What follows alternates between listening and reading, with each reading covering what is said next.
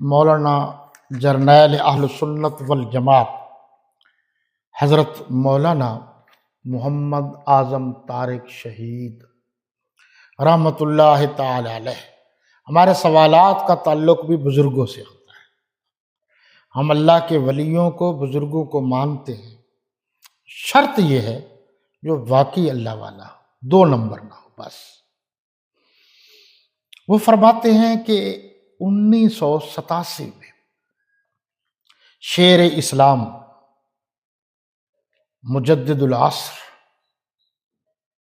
امام العصر امیر عظیمت حضرت مولانا حق نواز جھنگوی شہید رحمت اللہ تعالی علیہ جب میاں والی جیل سے رہا ہوئے، یہ بعض لوگ میری بات پر توجہ نہیں دیتے۔ جب میں جیل کی بات کرتا ہوں، ہتھ کڑیوں کی بات کرتا ہوں، تو بیڑیوں کی بات کرتا ہوں، تو لوگوں کو غصہ آنا شروع ہو جاتا ہے۔ تو حضرت یوسف علیہ السلام جیل میں گئے تھے، وہ اللہ کے پیغمبر نہیں تھے؟ حضرت امام ابو حنیفہ گئے تھے، تو اللہ کے دین کی سربلندی کے لیے، حق سچ کے لیے اگر جانا پڑے تو کوئی عیب کی بات نہیں ہے، غلط کاموں سے میں اللہ نہ لے جائے۔ وہ فرماتے ہیں میں نے ان کو کراچی میں دعوت دی۔ کون فرما رہے ہیں؟ مولانا اعظم طارق شہید رحمت اللہ۔ ہم نے ان کا ایئرپورٹ پر شایان شان استقبال کیا۔ تو یہ استقبال درست ہے تاکہ کافروں کو پتہ چلے کہ مسلمان بیدار ہیں، زندہ ہیں، اور وہیں ہم نے ان کا خطاب کرایا، مولانا حق نواز جھنگوی صاحب کا۔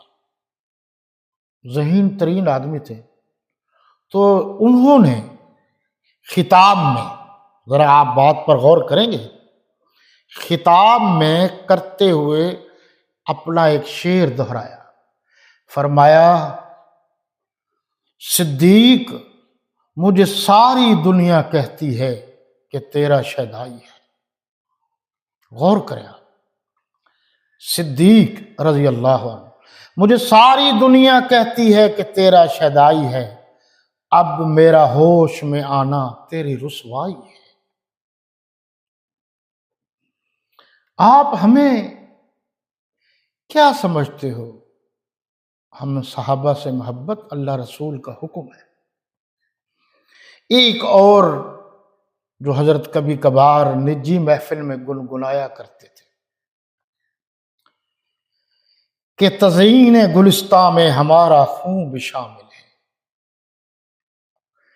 تزئین گلستاں میں ہمارا خون بھی شامل ہے۔ یہاں والے خود غور کر لیں میں کیا کہہ رہا ہوں۔ ہمیں بھی یاد کر لینا چمن میں جب بہار آئے۔ جب بھی اہل چمن کو ضرورت پڑی، خون ہم نے دیا، گردنیں پیش کی۔ پھر بھی یہ کہتے ہیں اہل چمن یہ ہمارا چمن ہے، تمہارا نہ۔ اور وہ شعر مولانا حق نواز جھنگوی شہید رحمت اللہ علیہ کا تو سب کو ازبر ہوگا۔ فرماتے تھے فنا فی اللہ کی تہ میں بقا کا راز مضمر ہے، جسے مرنا نہیں آتا اسے جینا نہیں آتا۔